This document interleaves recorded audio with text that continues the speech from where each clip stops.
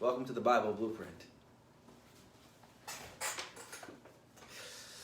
This week's Torah portion, Vayigash.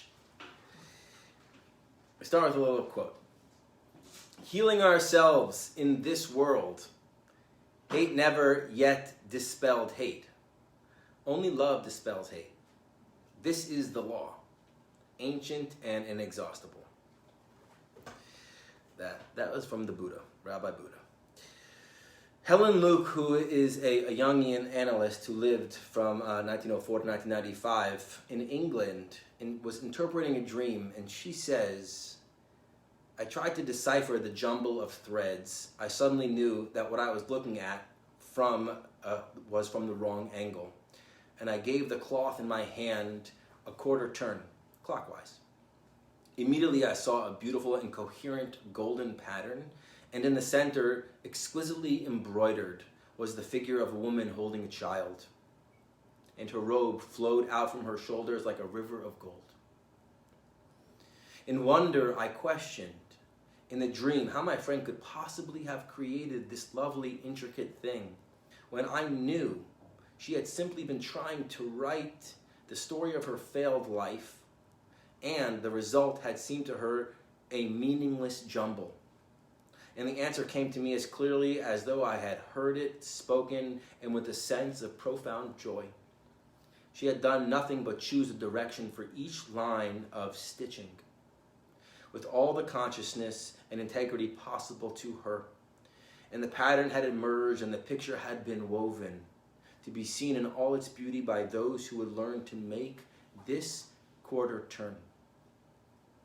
This idea of the quarter turn is one of my favorite ways of checking in with ourselves that I learned from my teacher, Rabbi Ingber.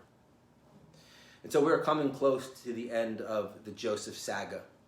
And Joseph's roller coaster spirituality ride is coming to an end. And clothing has played a prominent role in this book of Genesis, from the clothing that God makes for Adam and Eve, to the disguise that Jacob wears to trick his father, to the coat of many colors that Joseph wears. These are only a few of the many instances that Genesis speaks of clothing, that covers, that veils, that masks, that hides our biblical archetypes. And as I reflect on this thread, I also think about how these layers affect the emotions we carry within us that also act as veils, feeling one thing yet expressing another. And so on this Joseph ride, we've experienced the emotions of jealousy, of arrogance, of temptation from Jacob, from Joseph, to Judah. They all dealt with it. And we learned from them how to move through these emotions when we experience them in our own lives. Now, how to arrive from this place to a place of healing. Judah demonstrates a significant growth along his way, mending his broken path. And we are witnessing it as he does it. He plotted with his brothers to throw Joseph into a pit, and then decided, albeit too late, that it will be better to sell him into slavery. Judah, along with his brothers, lied to their father Jacob about Joseph's demise, giving him Joseph's coat of many colors with blood, telling him that he was ravaged by beasts. The pain of that experience and what it did to his father caused him to go into a self-imposed exile, leaving his family. In that time, he is deceived by his daughter-in-law Tamar. He wants to burn her alive, before figuring out that in fact it was he who was in the wrong. And he notices his mistake. He makes a turn to correct it. Now, in this week's Torah portion, we see a deeper growth of Judah, a true quarter turn. Mark Nebo teaches us that the pain was necessary to know the truth. But we don't have to keep that pain alive to keep the truth alive. Judah is learning about the pain and the pain he has caused others and how to grow through it towards healing. Judah must learn from his mistakes, but not repeat them. Where he once willingly sold his youngest brother Joseph into slavery, he now, in this week's Torah reading, takes place of his youngest brother and says that he will take the place in servitude. He says, "Let your servant Joseph, Pray, stay instead of this lad as a slave to my Lord, and let the lad go up with his brothers. Judah is willing to take the place of Benjamin, willing to forfeit his life to save his brother. This is another major turn from the man who wanted to sell Joseph into slavery. And finally, in this moment, where he corrects a wrong he had made in the past and does something different when faced with the same challenge, the major question of Genesis, am I my brother's keeper, has been answered. Judah takes responsibility for his youngest brother Benjamin. And what happens when we take responsibility for our brothers and our sisters for the first time in our holy narrative? We create the space and the possibility for forgiveness. And Mark Nebo continues, forgiveness has a deeper reward than excusing someone for how they may have hurt us. The deeper healing comes in the exchange of our resentments for inner freedom. At last, the wound, even if never acknowledged by the other person, can heal, and our life can continue. But Joseph does acknowledge Judah's transformation, and he too transforms. In this inner chamber where we meet all of the brothers in this week's Torah portion, they're all gathered again for the first time in 22 years. And we just witnessed Judah pledging his life for his brothers. And Joseph, who has hidden his identity from all his brothers, can no longer contain himself and is ready to shed his layers. He says, I am your brother Joseph, whom you sold into Egypt. And now do not be distressed and do not be angry with yourselves for selling me here, because it was to save the lives that God has sent me ahead of you. It was not you who sent me here, but it was God. Joseph sees that Judah takes responsibility for his brother Benjamin, and the lock of Genesis has been broken. In witnessing Judah's quarter turn, faced with the same challenge, choosing to make a different change and a different response, a new space for forgiveness is born within Joseph too, and he forgives his brothers.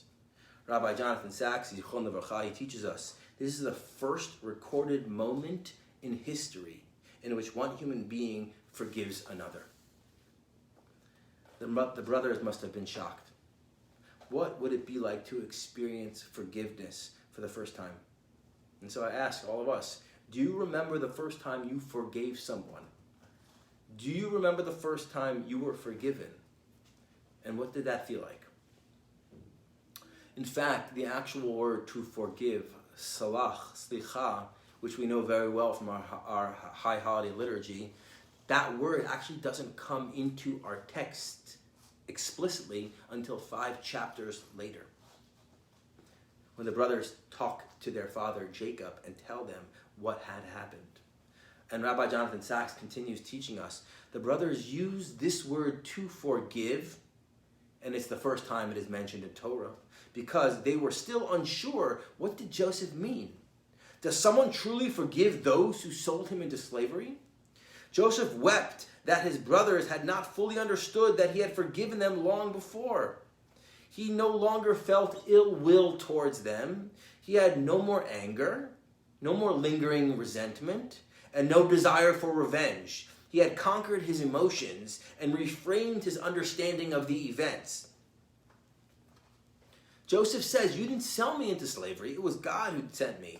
The past 22 years were part of my journey. This is my life. This is how it was supposed to unfold. I'm not going to wallow in regret. I'm going to transform my narrative. I'm going to choose to tell the story that I want to tell. And this is the way. It's not your fault. Don't hold on to this grudge. Let us all find healing in these moments. And this, I think, is the quarter turn that Helen Luke is speaking of. She says, but if one can make that quarter turn, if one can bring the dark things and give them equal status with the light, while at the same time the light descends into the dark, then earth is raised to heaven, and heaven descends to earth. When we transform our narrative in such a way, and we bring the dark moments into the light moments, and show that they're all part of this beautiful journey that we're all part of, there can be great healing in that way of reframing the experience. And so I want to thank you, Judah, for your ability to turn and take responsibility for your brothers. Your actions birthed the possibility for forgiveness. Kings will arise from you because of that choice you made. From this emotional growth you have taught us. For, as Rabbi Jonathan Sacks teaches us, a leader is one who, though he may stumble and fall, arises more honest and humble and courageous than he was before. And thank you, Joseph, for demonstrating to us your quarter turn, guiding us through our layers and taking off those emotional masks that no longer serve us. Though not easy, we too can take off our mask and say, come close. I want to bare my heart to you. Come close. Vayigash. This is the name of our parsha for our weekly wisdom. Joseph asks his brothers to approach, to come close. With all the pain and confusion that we might have gone through, he says, hey guys, it's me, it's okay. My heart is actually so full of joy now, I cannot stop crying. When we can rotate our perspective slightly, perhaps only a quarter turn, we can see life anew. And tears can cleanse the old narrative. Or as Mark Nebo continues, it is useful for us to realize that the word forgive originally meant both to give and receive, to give for.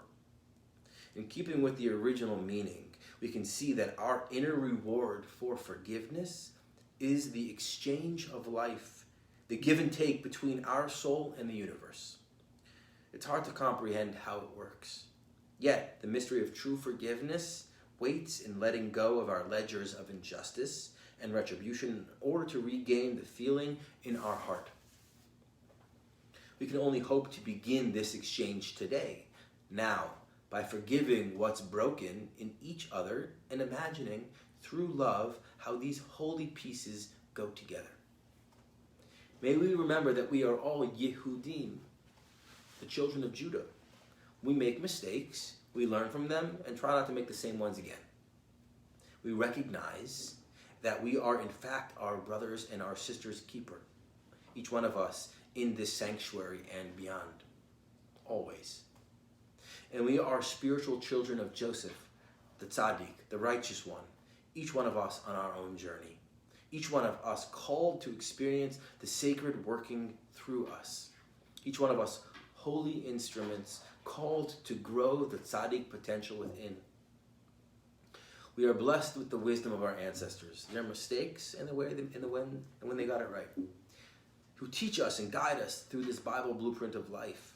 They teach us about the power of healing, the power of forgiveness, and the strength that we all possess to remove emotional layers that prevent us from coming close to each other. It all begins with making that quarter turn in our lives, removing the veil, the mask, whatever it is that separates us from one another, letting our guard down a little, surrendering a little more, allowing the healing waters of forgiveness to seep in so that love may prevail. May we find that will in each and every one of us, and that strength in each and every one of us to make that quarter turn when we need to forgive and to heal and to love. Shabbat Shalom.